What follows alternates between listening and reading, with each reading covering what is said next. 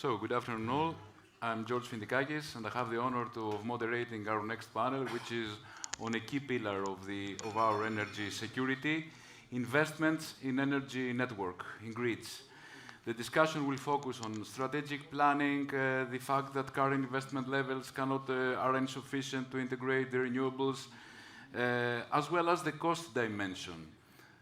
I mean, how the cost of all these investments, about 1.2 trillion, still 2040, right, in Europe, will be shared. It's my pleasure to welcome Mrs. Gabriela Miranda, Senior Advisor at the OECD Southeast Europe Division, Mr. Spyros Venetsianos, Head of Structured Finance, Corporate and Investment Banking at Eurobank, and Mr. Pavlos Natsis from the ENTSO-E, Business Planning Manager at ENTSO-E, the European network of TSOs of Europe, of the transmission system operators for electricity. So, with this context in mind, Mrs. Miranda, that's a question for all. From your analysis, from your perspective, which are the key barriers, the main regulatory and institutional barriers discouraging private investments and financing too? I mean, technically, economically, and so on. Yes, thank you very much, Kalimera. Thank you for the invitation to this summit. So I'm here complementing, of course, my colleague from the International Energy Agency. They work on the energy policy, and we work on the energy sector. And we're very happy to be here also because the government of Greece is providing some financial support for us to work more broadly in the Southeast Europe region through a 2-year project that we are about to launch early March in Thessaloniki. So allow me to start, yes, with answering your question. Firstly, definitely, as always, long-term vision. Right. And when there's lack of long-term vision for investors, it is extremely difficult for any private investors to come and join. Mm-hmm. Secondly, we know that the energy sector in general, it's dominated by state-owned enterprises. And this is the case in most of OECD countries and also in the Southeast Europe region in general, particularly the Western Balkans. That is the focus of the work that we do in the Global Relations Directorate where I work, where we cover the non-member countries of the OECD. Mm-hmm. And having a large share of state-owned enterprises, it is extremely important to ensure that there's transparency, that there is a good regulatory framework, and that there are principles and guidelines that are followed in order to make the sector and keep the sector attractive. Mm-hmm. And otherwise it becomes a monopolistic approach. There's lack of competition. Right. And of course there's this lack of competitiveness. And we know that this is one of the barriers that we have identified, not only in Greece, of course, but across the OECD. And third, I would say the regulation. There's regulatory obligations from the EU that have been transposed. Greece, being a long-standing member of the European Union, knows well what it implies.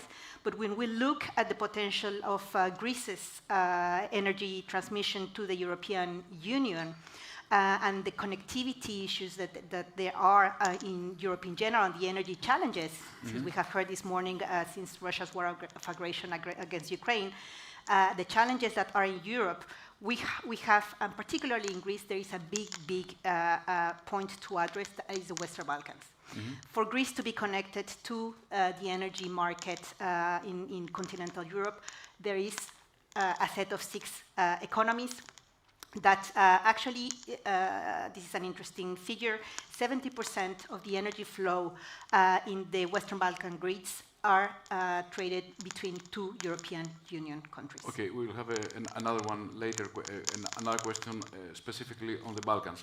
Mr. Natsis, your view on the same matter?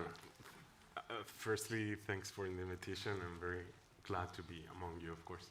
I would tend to agree and maybe expand on what Gabriela mentioned, because indeed we as ENTSO-E were, of course, on a mission to operate the system efficiently and sustainably, right? So, you know, the system in Europe has been developing on gas fossil fuels for more than 100 years. Now it's very clear, and I think for many years already, that we are moving away from that. So renewable will be the new reality. In that sense, the investment needs are huge. Our biggest product, the 10-year network development plan, identifies the needs and the benefits and where we see that investment should be placed. And yeah, those are realized into a plan. Up to 2050, we have identified investment needs of 800 billion euros. So, of course, there are measures in place, but we see that the barriers still exist, and especially financially and on the regulatory side, as Gabriela also mentioned. The cost of capital is quite high. I think this is the first point that I would mention here. And as DSOs compete with other industries, of course, for capital in capital markets, the framework and the regulation needs to be such that allows and identifies and provides the adequate risk-return profiles for TSOs. Mm-hmm. Of course, there's no solution that fits everything, and we see that we need a complementarity of a lot of financing instruments. We cannot say that raising debt is the only way. We need the mix, and we need for the funds to also support it from the European level. Of course, there are funds. And we should also mention that the EU is calling for the private sector, on the private sector to step in. So a question here is, are you optimistic that this call will be met with a strong response regarding the 800 billion I think we target? Need to also convey this message to the investors that these investments are stable, and the profile should be such that they do not see the risk from their side. Mm-hmm. Again, it goes back to the regulatory aspect. But again, yes, we see the recent MFF proposal from the European Commission. It increases the CEF fund fivefold, so I think the proposal is for 30 billion for the next EU budget cycle. But still, as I say, I think it needs to be a mix of products for this to work. Okay, Mr. Venetsianos, from a financing perspective now, how do all these obstacles impact project funding, things like, I don't know, slow permitting or reaction or public opposition? What's your let me slightly cover the first question first, because I believe I have a more practical approach to the imminent pipeline, mm-hmm. because looking the situation in relation to the Greek perspective, we see that the two transmission companies are privatized. There are projects that are necessary, and I'm categorizing them in two categories. The first one is to create the appropriate infrastructure in order for new producers to be able to be connected, and this is something very essential. So we are discussing about the expansion of the existing network, either of HEDNO or IPTO, in order for the battery systems, the new PVs, the new wind projects, to be able to be connected somewhere, and this is totally essential in order to create a new balance to the system, avoid the curtailments we see, and I'm afraid that the situation is not going to be better next year or so. Mm-hmm. And the other aspect is to create the interconnections either internally, to interconnect the Dodekanis Islands and Northern Aegean, or enhance the interconnections with other countries like Italy, like the interconnection with Bulgaria, which is sufficient, but could be further enhanced, and potentially the bigger projects that you are discussing, which have some strategic impact, have to do with interconnection to Cyprus or Egypt, etc. So These are the main categories. So leaving aside the two last projects I mentioned, which are the bigger one and more strategic, if I can say so. You mean the HEDNO and the IPTO projects? Meaning the connection with Egypt and the connection with Cyprus. Okay. The rest of the project of IPTO and HEDNO are totally essential, need to happen in the next 3 years, and I think both companies have a pipeline of approximately 8 billion, which is not 200 or 800, but still it's a huge investment for Greece in order to achieve some real results imminently. Why don't we have these projects yet?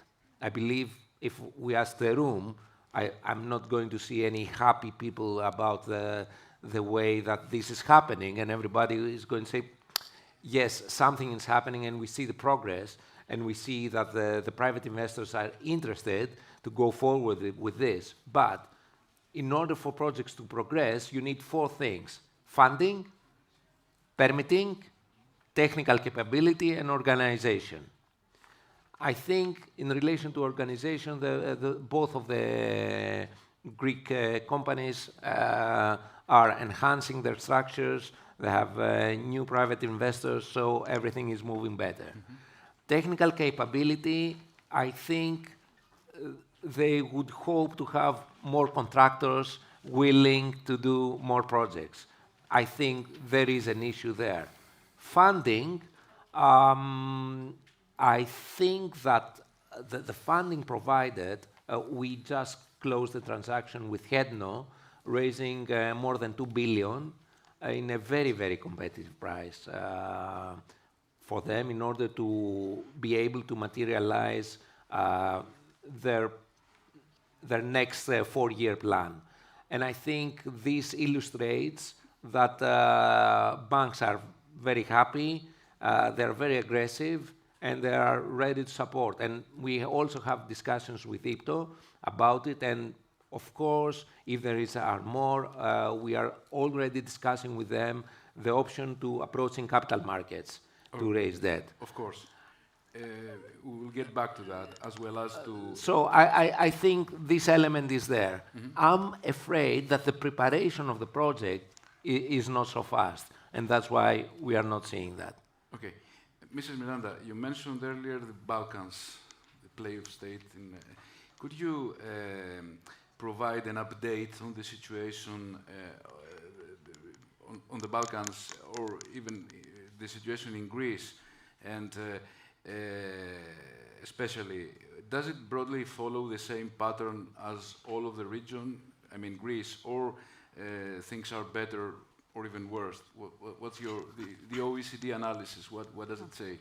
Yes, I think it's a region of opportunities. I cannot say that it performs well, although there are some data that are more or less equal. Of course, the Western Balkans has a very outdated electricity grid. And I focus on the electricity sector only because it's part of the project, and this is where we have focused our analysis so far. Today, we know that there's 14% of the electricity injected into the distribution and transmission grid in the Western Balkans that is lost, as compared to 5% in the EU. So this is a huge inefficiency, a huge cost. And when we know also that apart from Albania, most electricity still comes from coal, and it comes actually from lignite. That is this brown coal that is even more polluting. So it's averaging 54% of fossil fuel share in the Western Balkans, as compared to 31% in the EU. So there is an enormous potential there to further decarbonize, because all 6 Western Balkan economies are committed and advanced to different levels to becoming EU members in the medium term. And there is a need not only for the Western Balkans to reform, but also there is a need for EU members to share the experience, because we know Greece was no long ago a high coal producer, historically reliant on coal. In 2024, Greece had reduced its domestic energy produced from coal to 17%, and it actually has now a very ambitious goal to phase out completely coal by 2028. So regarding the grid, the infrastructure, you think Greece is better than other neighbor In countries? terms of infrastructure, yes, because there is also the use of digitalization, for instance, for the infrastructure. We know and we acknowledge very much this new system created by the Independent Power Transmission Operation on digital power system maintenance control that actually allows to have a more efficient use of electricity, to repair more quickly, and to have a real-time decision-making tool. So it allows a smoother integration of renewable energy, so a easier diversification of electricity, and also more reliability of the power system. So definitely there is a lot that the Western Balkans could learn from Greece. Okay. Mr. Natsis, from your point of view, from ENTSO-E point of view, do you see a risk that these new grid investments, the 1.3 billion till, or the 800 billion euros till 2050, as you said earlier, as you mentioned, could lead to disproportionate, to huge increases in costs for consumers through network charges? And what solutions could help to mitigate that? Yes, thank you for the question. I think this is a reality, right? So we rely a lot on the tariffs, but of course, this is not the answer. So we're not going to, let's say, triple down all these costs to the consumers. And I think the Commission has been very clear on the affordability aspect with their recent also action plan on affordability. So yeah, as I said, timely investments is key. I think investing now would save money in the future. It's kind of a no-brainer. And our TYNDP, as I said earlier, has analyzed and realized that every euro spent on the investments today saves 2 euros in 2040. So yeah, I would say this is quite important message here. However, are the existing tariff structures, the network users charges, I mean, are the existing structure, is the existing structure sufficient to cover all these costs? Or if not, what alternative sources of financing could be mobilized? You are correct, and yes, what we see is also probably a reform on the tariff structure and the methodologies. This is a national NRA, of course, competence, and we're not discussing about a European tariff or anything. But I think non-discriminatory rules need to be in place, and so that the tariff methodologies to be updated in a way that also the end users understand the charges and where they come from. And I think this is how they can make their better decisions, in a sense. And of course, also some proposals from our side is also to see the system peaks and maybe the tariff structures to be formed in this way that incentivizes also the users. I see. I see. Mr. Venetsianos, your view? I think that the perspective is totally correct, and we share this view, because long term, any investment should be good for the end consumer. Of course, we have the complaints that this investment is going to transpose to an immediate increase in the regulated asset base, which is immediately increasing what we see in our bills as the amount that it is paid in IPTO or HEDNO. But at the end of the day, these investments are not made in order for investments to be great. They are made in order to create access to more producers, in order, for example, batteries to come into the system in order to absorb energy that otherwise would be thrown to anywhere through the containment.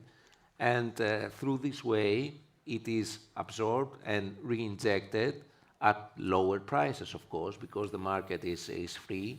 And only if you are able to provide lower prices of energy, you can play in the market. And at the end of the day, ADMIE, IPTO, I mean, estimates that from both interconnections with Crete, the savings are about 400 to 600 million euros per year, right? Yeah, and this is only monetary. And, you know, we have to speak about the monetary impact, totally correct. We have to speak also about the stability of the system, to be safe, to have a safe grid that is ensuring energy for everyone. But we have to discuss also about the environment, because of course it's not trendy these days. Still, I have very briefly calculated that in the island of Crete, you know, they were burning heavy oil for the production of energy. Heavy oil was equal to the total consumption of all the cars in Crete. So imagine the environment in volumes. In volumes, you mean. So imagine the environmental impact if no cars and trucks and everything were running in Crete. That's the whole impact. People do not realize it. Mrs. Miranda, same questions. Your view on the same matter. How all these costs of all these investments should be shared? Do you see a risk here regarding the consumer? As always, I'm an optimistic. Otherwise, I wouldn't be doing this job. But I think there is a space for a market. I think you mentioned something very important at the beginning: capital markets. I think there is an opportunity for the capital markets to grow and to look at the energy sector as an opportunity. And also, when we talk market, we have to think about it as a diverse array of stakeholders. And that's not only the financial institutions, of course, but as you rightly said, there are the final beneficiaries, so the consumers. There is also foreign, of course, investors. And so there's a plethora of factors that should be taken into account and involved, integrated into a market, for a market to exist. So there is definitely an opportunity there, particularly in terms of investments. I mean, my colleagues know better for the European Union, but for instance, in the Western Balkans, it has been estimated that there is a need of 584 billion euros for electricity grid upgrading. Sorry, that's for the EU. I'm sorry, I read the wrong figure. Sorry. So the EU expects to invest a total of 584 billion in electricity. Grid upgrading for digitalization, but for decarbonize the Western Balkans. Sorry, it's 43 billion. Euros until 2050. So I think there is an opportunity there. Institutions like the Western Balkan Investment Fund, so I don't think we need to reinvent the wheel, but rather target the priorities, and as we have been discussing, long-term commitments, long-term investments, and the return will be there. And we forgot to mention the risk of a large-scale power outage, as in Europe or in Western Balkans or in our region, such as the one experienced in the Iberian Peninsula, due also to the lack of grid investments, new grids. I mean, there is an issue with grid capacity, and that's something that we're going to be looking at. But there's also an opportunity to diversify, and diversification means definitely renewable energies. Nobody has mentioned so far nuclear, but the nuclear energy, civil nuclear energy today has made enormous progress in terms of safety, security, and efficiency. The sister organization, the Nuclear Energy Agency at the OECD, works extremely, does an extremely important and relevant work on this matter. So I think nuclear shouldn't be forgotten. Okay, perfect. As our time is coming to a close, I would like to ask each of you to indicate your top priority for accelerating investments. Where would you focus your efforts? Mr. Natsis. Is it for us? Yes. So basically, what I said earlier is unlocking the money that is there, and and making the updates in the regulation that will allow this. I think this is probably the most important one. And of course, we're also in talks as ENTSO-E in the Finance Advisory Group that we have under our executive board, in talks with the EIB, so they're very willing to support this. Of course, there are the priorities of the security as well that come into play, especially in Europe, and we're not talking about cybersecurity attacks, but also security of our critical infrastructure. And I think, also understanding that the grids play a role also in Europe's safety is key. Mr. Venetsianos? We realize that this is the backbone. So if you don't invest in the backbone, you cannot invest in the rest of the aspects of the power market. We are discussing with all companies. We think that they are proactive in their financing approach. There is appetite from us. There are appetite from the capital markets.